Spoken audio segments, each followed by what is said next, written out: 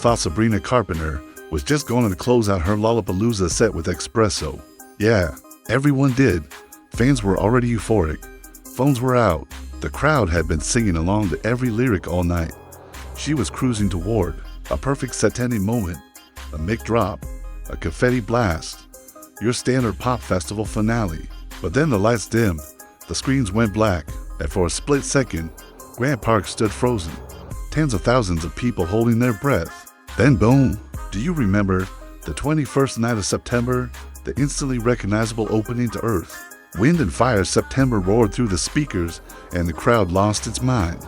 Because this wasn't a remix, it wasn't a cover, it wasn't a pre-recorded sample, it was them. Stepping out from backstage came three shadows that quickly turned into legends: Verdini White, Ralph Johnson, Philip Bailey, Earth, Wind, and Fire, live at Lollapalooza in 2025. And standing right beside them, Sabrina Carpenter, beaming, glittering, and completely unfazed. She didn't shrink in their presence. She rose. What followed over the next 13 minutes wasn't just a surprise performance. It was a career-defining spectacle, a masterclass, an intergenerational collaboration, a musical moment that will be talked about for years. Lollapalooza was already packed, but Sabrina stole it. Lollapalooza 2025 had no shortage of heavy hitters. Kendrick Lamar lit up the stage with Poetic. Ferocity, Arctic Monkeys drew massive crowds. Dua Lipa turned the main stage into a neon rave. Across the grounds, new-gen artists and global icons alike were leaving their mark. But behind the scenes, one name kept coming up in hushed, curious conversations: Sabrina Carpenter. She wasn't technically a headliner, not yet, but her streaming numbers had exploded over the past year. Her Emails I Can't Send tour was a sellout across multiple continents. Espresso had become the song of the summer, soundtracking everything from TikTok trends to late-night dance parties. And most intriguingly, rumors swirled.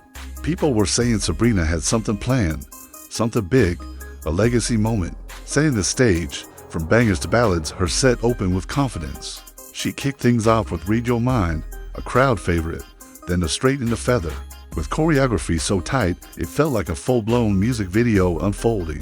Live, midway, she stripped it back for tornado warnings, accompanied only by a piano. Her vocals, crystal clear, her presence, magnetic. Then came the shift. As the sun dipped behind the skyline and the city began to glow, Sabrina paused. She scanned, the crowd shoulder to shoulder, stretching as far as the eye could see. She leaned into the mic and asked, "Chicago, y'all ready to make history tonight?" The cheers were deafening, and then it happened. A funk invasion, the first. Few notes of September sent shockwaves through the crowd. At first, people thought it was a sample, maybe a cool outro remix. Then the stage lights kicked back on and three musical titans took the stage. It wasn't just Earth, Wind and Fire performing. It was Earth, Wind and Fire in full control, with Sabrina Carpenter joining them, not as a side act, but as an equal. She didn't just sing along, she harmonized, seamlessly, like she'd rehearsed with them for years. Her voice soared beside Philip Bailey's iconic falsetto, weaving in and out of the chorus with total grace, and the audience, electrified. Boogie Wonderland plus a surprise verse as September faded into Boogie Wonderland. The tempo picked up. The crowd began moving like it was Studio 50 for all over again. Sequins sparkled in the stage lights. People were disco dancing on the grass.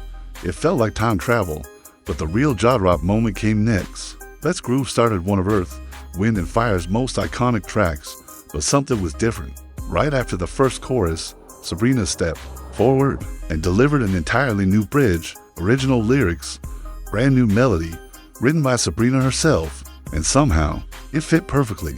Not only did she craft lyrics that honored the funk aesthetic, she did it with vocal phrasing that felt like it came from the 70s. It was modern, soulful, and completely in sync with the vibe.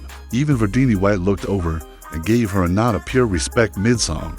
The final note, Fantasy Lives On, then came the final song. Fantasy, a slower groove, more introspective, the kind of song that invites you to listen. Sabrina took lead on the second verse. She didn't just sing, she commanded it. Her tone was soft, but powerful.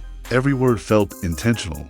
By the time the final harmonies swelled, the entire crowd had gone quiet just listening. No phones, no shouting, just reverence. It wasn't a stunt. It wasn't forced.